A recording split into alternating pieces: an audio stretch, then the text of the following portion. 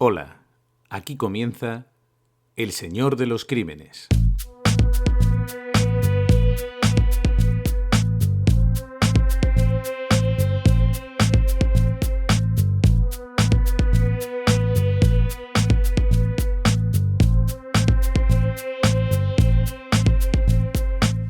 A todos nos fascinan los asesinos en serie, quizá por esto de que cualquiera puede convertirse en una víctima, y sin embargo a veces olvidamos que el crimen se produce habitualmente en nuestro círculo más próximo. El asesino suele ser alguien que conocemos, alguien que se ha implicado emocionalmente con nosotros o que nos ha elegido directamente para convertirnos en una víctima. El asesino en serie da miedo, por supuesto. Ese personaje que puede encontrarse contigo en cualquier lugar y que te puede hacer daño. Pero da mucho más miedo que alguien al que tú le has otorgado la confianza, alguien que convive contigo, pueda convertirse en un asesino. Hoy vamos a estudiar el caso de Juan Martín Montañés, el descuartizador de Cádiz. Ahora, cuando nos ponemos a revisar su biografía, es fácil descubrir que algo le pasaba. Sin embargo, hay que ser honesto y reconocer que no es tan fácil descubrir al asesino. Estoy seguro de que todas las personas que conocían a Juan le consideraban un chico inofensivo. Sí, algo introvertido para el carácter gaditano, que siempre es tan abierto y que parece siempre tan acogedor. Él se recogía en su habitación a estudiar la Biblia, era un hombre muy religioso y compartía esta afición con su amigo Javier. Javier era hijo de un famoso arquitecto gaditano y de hecho sus padres estaban preocupados por la relación que llevaba con Juan. Apenas tenía más amigos, siempre estaban leyendo textos religiosos, como si buscaran alguna especie de mensaje oculto que solo ellos dos fueran capaces de entender.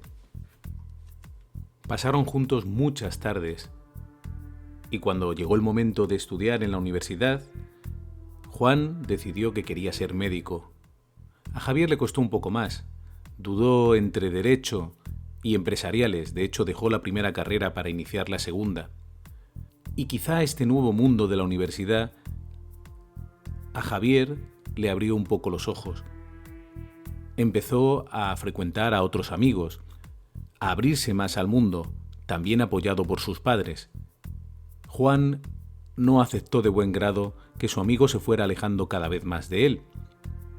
Es posible que lo considerara de su propiedad, entre otras cosas porque era conocido por todos que Juan no tenía muchos más amigos. Fuera como fuese, en la cabeza del asesino fue gestándose una idea. Iba a castigar a Javier y además iba a intentar sacar un beneficio económico. Pero según el análisis de todos los expertos, ese beneficio económico lo que intentaba era ocultar los verdaderos motivos de este horrible crimen. Porque, insisto, hay que imaginarse que tu mejor amigo de repente decide convertirte en una víctima y que dedica su tiempo a elaborar un plan para acabar contigo. Nadie podía imaginar que esto iba a suceder, y mucho menos en una tierra tan tranquila como es Cádiz. Todo ocurre el 21 de enero de 1989, sábado. Javier está paseando en bicicleta cuando se encuentra con Juan. Este se muestra muy amable, más de lo habitual, y le dice que le acompañe a su apartamento, a un pequeño apartamento que se ha alquilado para disfrutar de su independencia, en la calle Villa de Paradas. Javier tiene prisa, quiere seguir dando su paseo en bicicleta, pero claro, su amigo le está invitando y además le dice que tiene una nueva mesa de ping-pong, que quizá pueden jugar un rato, y además le pide ayuda porque dice que tiene un equipo de música que no está convenientemente calibrado y que tal vez Javier pueda ayudarle a calibrar. Cuando llegaron al apartamento, Javier se sentó en el sofá y Juan le dijo que le pondría una venda en los ojos para que se concentrara en el sonido. Le sirvió una copa, se mostró cariñoso con él. Nada parecía adelantar lo que estaba a punto de suceder. Cuando la música invadió el cuarto, Juan cogió una pata metálica de una mesa que había rellenado pacientemente con arena. Javier estaba concentrado en el sonido y no vio venir el golpe. Le dio tan fuerte que le rompió el cráneo. Es fácil imaginar que Javier durante unos segundos pudo preguntarse ¿por qué? ¿Por qué lo atacaba a su amigo? ¿Qué le había hecho? Juan no pudo soportar la mirada de su amigo. Inmediatamente fue a la cocina, cogió un cuchillo y comenzó a apuñalarlo. Lo hizo con tanta rabia que partió la hoja del cuchillo, pero no con demasiada precisión. Javier tardó varios minutos en morir. Tuvo que ser algo espantoso. Una vez consumada la traición, Juan decidió seguir con su macabro plan. Lo primero que hizo fue ir a por unos apósitos para cubrir los ojos de su amigo. Tenía miedo de esa última mirada inquisitoria, una mirada que temía que le hubiera llegado al interior del alma. ¿Y si Javier en el último momento lo había comprendido todo? Después de tapar sus ojos y poner esos apósitos y una bolsa de basura sobre la cabeza, arrastró el cuerpo hasta el cuarto de baño y lo metió en la bañera. Había llegado el momento de descuartizarlo. Le resultó muy difícil, mucho más de lo que había imaginado, y eso que tenía ciertos conocimientos anatómicos, pero una cosa es pensarlo y otra muy distinta, hacerlo. Limpió toda la escena del crimen. Ya tenía pensado cómo deshacerse del cadáver.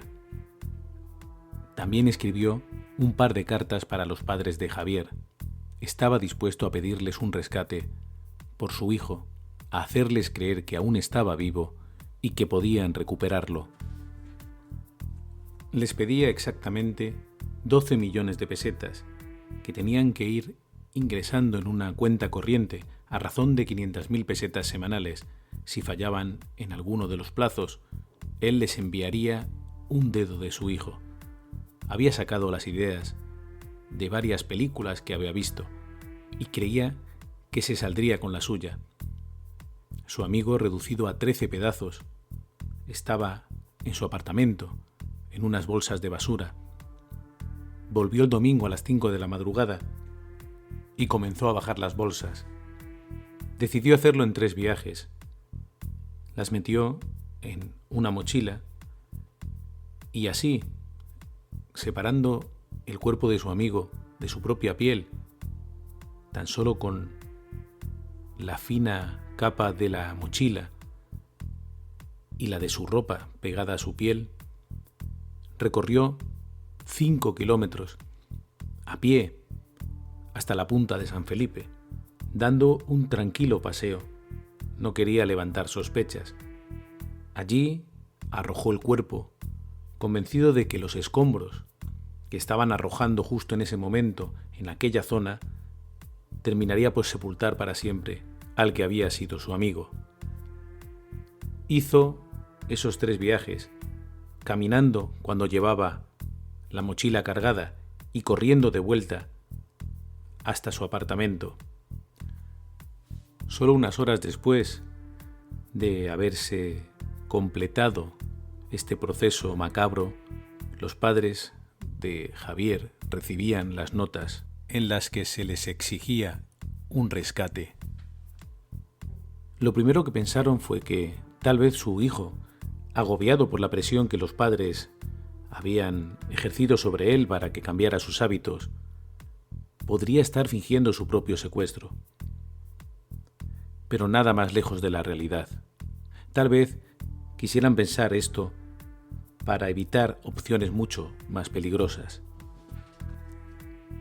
Pero apareció la bicicleta de Javier y no había ni rastro de él. Así que los padres comenzaron a seguir las instrucciones que les había dejado el secuestrador. Ingresaron las cantidades acordadas en una cuenta corriente de una caja de ahorros de Cádiz, donde el asesino había abierto una cuenta un mes antes del crimen con un nombre falso. Fue retirando pequeñas cantidades a lo largo de 11 días. Creía que de esa manera no le atraparían, que era indetectable. Cambiaba de cajero automático además, para no repetir ningún patrón, para dificultar que la policía pudiera llegar hasta él. Pero la policía no es tonta y desplegó un dispositivo amplísimo, colocando agentes en distintos bancos de la ciudad hasta que fue localizado. Lo pillaron con las manos en la masa, introduciendo el número secreto y sacando una pequeña cantidad de esa cuenta. El asesino se sintió realmente sorprendido, pero supo encajar la derrota. Le habían ganado y esbozó una enigmática sonrisa. No tuvo ningún reparo en contar cada uno de los detalles de este crimen. Incluso reveló dónde se había deshecho del cuerpo. Si no hubiera dicho nada, es posible que nunca hubiera aparecido. La imagen que trascendió el 1 de febrero de 1989 de los efectivos recuperando los pedazos de Javier es inolvidable para los vecinos de Cádiz.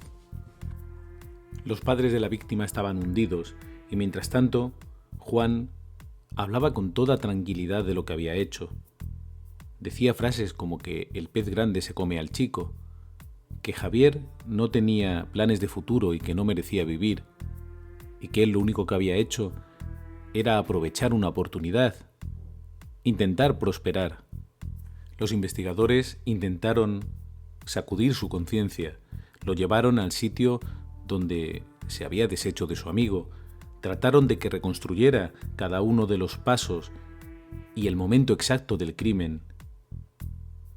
Intentaron que sintiera algo cuando se reproducía exactamente ese momento en el que golpeaba a su amigo y luego lo apuñalaba.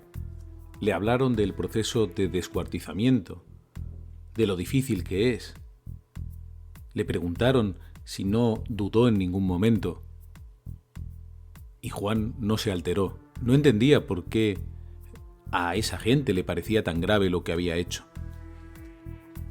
La sorpresa vino en el juicio, que comenzó el 1 de abril de 1991. Juan no se vino abajo en ningún momento, pero cambió la versión de los hechos. Dijo que no había ideado el plan para extorsionar a los padres de Javier. Explicó que el crimen había ocurrido durante un malentendido. Él contaba que Javier había intentado propasarse con él, que había intentado acariciarle por encima del pantalón. Claro, no explicaba por qué tenía una pata metálica de una mesa rellena de arena. Él decía que había cogido lo primero que estaba a su alcance para defenderse de lo que él consideraba un ataque. Nada tenía sentido, pero los especialistas se dieron cuenta de que había revelado sin quererlo el verdadero motivo del crimen. Es posible que uno de los dos sintiera algo por el otro, pero no era Javier, seguramente era Juan. Y al ver que no era correspondido, ideó un plan para acabar con su vida. Y tal vez todo el proceso del secuestro, la pedida de ese rescate, fuera una manera de ocultar la verdadera pulsión. De hecho, lo único que consiguió alterarle, lo único que le sacó de esa apariencia fría, heladora, de esa manera de expresarse con tranquilidad de las cosas más terribles, fue la sugerencia de que tal vez él, Juan, estaba enamorado de su amigo Javier. Le explicaron que el descuartizamiento era utilizado por las mafias para deshacerse de los cuerpos, pero que en el crimen común, cuando alguien descuartiza a otra persona, suele incluir un matiz sexual. Es una especie de dominio máximo. Es la manera de llevar a la víctima al dominio extremo. De esa manera, el asesino posee a la víctima por última vez, la hace suya. Juan lo negó todo, de manera muy agresiva. Entre líneas se puede intuir que quizás los expertos habían dado en el clavo.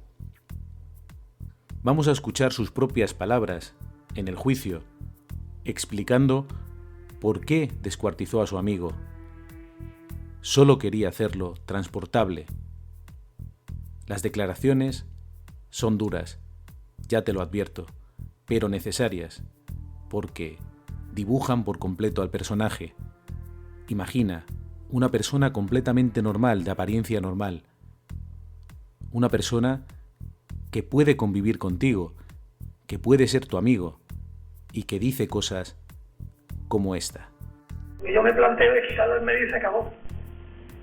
Ese es el motivo de que el descuartizador lo haga sin matiz frío, transportable, porque no puedo con él, ya está. Porque no tengo vehículo donde llevarlo, porque no me lo voy a echar al hombro, porque no tengo una alfombra donde enrollarlo y llevármelo. Ahora tiene un baúl, estamos en un noveno. Pues lo único que hago es trato de quitarlo del medio, se me ocurre de todo, de tirarlo por el bate, estúpido, pero mira, se me ocurre, de tirarlo por la ventana y ahí se lo ha encontrado, se ha caído, pero claro, yo vivo allí. Se me ocurre incluso de comérmelo y con mucha tontería mía de haber muchas películas o lo que sea, digo, ala, esto se va a llenar de sangre hasta, voy a llevármelo al cuarto de baño, ni nada. Cuando lo saco por la puerta, uno tiene la mano, tropieza. Yo digo, esto va a ser un numerito padre, digamos, un pensamiento más o menos, ¿no? Lo suelto, cataplón, caída y el peso. Trato de hacerlo transportable. ¿En cuántos pedazos me preguntan en Madrid? Yo no lo he contado, no lo sé. Yo hago de manera que cuando yo pueda, quepa en una bolsa y me lo pueda llevar. Si el hombre pesa 30 kilos, a lo mejor lo hago en 2 pedazos. Decisión tomada, hay que hacerlo transportable. Nada, voy a la cocina, busco un cuchillo, el primero que se me presenta, al azar, el que haya.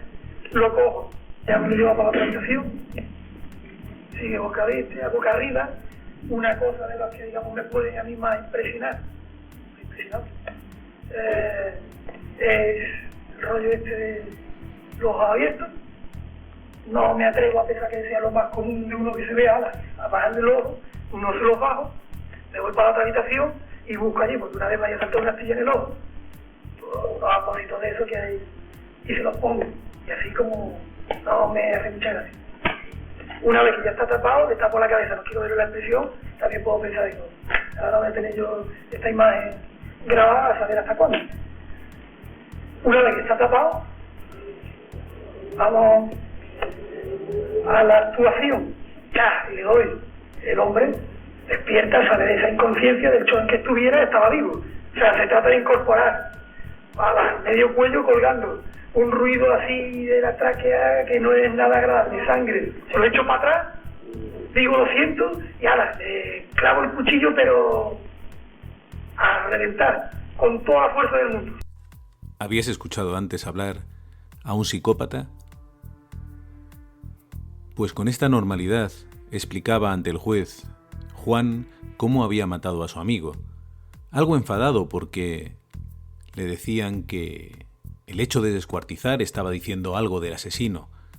No, él solo quería deshacerse del cadáver.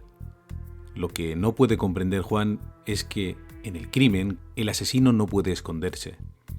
El asesino revela sus verdaderos motivos. Las pulsiones aparecen ante la vista del experto. Y en este crimen había algo más que una motivación puramente económica. De hecho, Juan parecía disfrutar explicando lo que había hecho. Le parecía que era algo digno de encomio, algo de lo que sentirse orgulloso, y trataba de explicarle al tribunal que él había procedido con valentía, con decisión. Eso sí, confesaba que la mirada de su amigo conseguía hacerle dudar. Le daba miedo, pero probablemente porque temía que su amigo se hubiera dado cuenta de todo, que su amigo supiera por qué lo estaba matando. Él quería revelar a todos lo horrible que había sido su crimen, pero no sospechaba que iban a adivinar cuáles eran las causas. ¿Cómo explicarle que no había nada de malo en sus sentimientos? Que por supuesto él era libre de amar a quien quisiera, de la misma manera que Javier. Lo que no se puede hacer, lo que está mal, lo que debe ser juzgado, es el crimen, es el asesinato. Nada puede conducir a algo tan terrible como lo que hizo el descuartizador. Pero por alguna razón a Juan le avergonzaba el verdadero motivo de su comportamiento. No quería que los expertos dijeran que había matado por otra cosa que por la que él explicaba. Y seguía dando todo tipo de detalles. Creía que de esta manera podría convencerlos de que él cometió el crimen sin darse ninguna importancia. Hizo lo que hizo porque consideró que era lo que había que hacer. Vamos a seguir escuchándole. Procedí sin ninguna sistematización, sin ningún modo, sin ninguna profesionalidad, sin nada, tratando de llevarlo a cabo por las partes, no que fuera lo más cómodo para mí ni para nadie, sino que evitara menos destrozos. Un mínimo conocimiento sé dónde está una articulación del hombro y dónde está lo que me puedo encontrar, más o menos. Lo único que pretendo es eso, no hacer destrozos inútiles porque no viene ni a cuento. Yo lo que quiero es acabar lo antes posible y largarlo. Se acabó. Que luego sí, tenga uno sus pensamientos, todo lo que sea, pero lo que yo tengo delante mía es un cadáver. Ya está muerto. No tanto rollo de descuartizamiento ni nada. Ya está muerto. Eso es lo que te importa. Lo demás es tontería. Juan sigue relatando paso a paso cómo va haciendo pedazos a su amigo, pero te lo voy a ahorrar porque resulta verdaderamente impactante. Lo importante de esta declaración es ver cómo una persona absolutamente normal puede esconder este secreto, esta capacidad para hablar de algo terrible con naturalidad. Fíjate que lo único que le molesta es que intentemos darle explicación al hecho del descuartizamiento. Una y otra vez trata de decir que eso no tiene ninguna importancia. Cuando un asesino insiste en que algo no tiene ninguna importancia, suele tener mucha importancia, especialmente a la hora de entender qué es lo que ha hecho. El asesino es mentiroso por naturaleza. Quiere explicarnos el mundo de acuerdo con sus creencias, con sus ocurrencias. Siempre hay una razón para todo. Piensa que es mucho más inteligente que el resto de los mortales. Y en este caso hemos visto cómo el psicópata puede mostrarse absolutamente desnudo. En sus palabras, duras, lo sé, se puede escuchar la verdad si uno presta atención. Uno puede sacar las verdaderas conclusiones, que sé que no afectan a la verdad judicial, que no afectan al hecho criminal. El asesinato es el mismo, independientemente de cuáles fueron las motivaciones, pero a nosotros que nos interesa el crimen, nos interesa también saber por qué mata el asesino. Es la única manera de prevenir futuros comportamientos similares. Juan es la demostración de que pueden existir seres humanos sin empatía alguna. Ha demostrado claramente que no le importa nada de lo que le hizo a su amigo. De hecho, en un primer momento dijo que era débil y no merecía vivir. Pero después cambió su versión de los hechos e introdujo, sin que nadie le pidiera nuevas explicaciones, el móvil sexual, pero quiso retorcerlo, culpando a Javier de propasarse y revelando al mismo tiempo que algo de eso hubo en el crimen, pero no como él nos lo contó. El psiquiatra Tomás Ortiz Valero, que fue perito de la defensa, le diagnosticó un trastorno narcisista de la personalidad, explicó que era consciente de sus actos, pero sus mecanismos de inhibición no funcionaban correctamente, con lo cual hizo lo que le pareció que era más beneficioso para él, sin pensar en el otro. Esto no significa que no supiera lo que estaba haciendo. Lo que significa es que simplemente no le importaba. Desde el punto de vista del perito de la defensa, esto tenía que afectar a su imputabilidad. Pude hablar también con su abogado defensor, José Manuel Jareño, que me insistía en que Juan veía aquello como si el protagonista hubiera sido una tercera persona, lo veía desde la distancia y lo contaba como si hubiera sido un simple espectador, pero un espectador que no sentía ninguna empatía por la víctima, porque en cualquier caso lo que estaba viendo, lo que estaba relatando, era capaz de helar la sangre a cualquier persona con empatía. En los propios hechos está la verdad.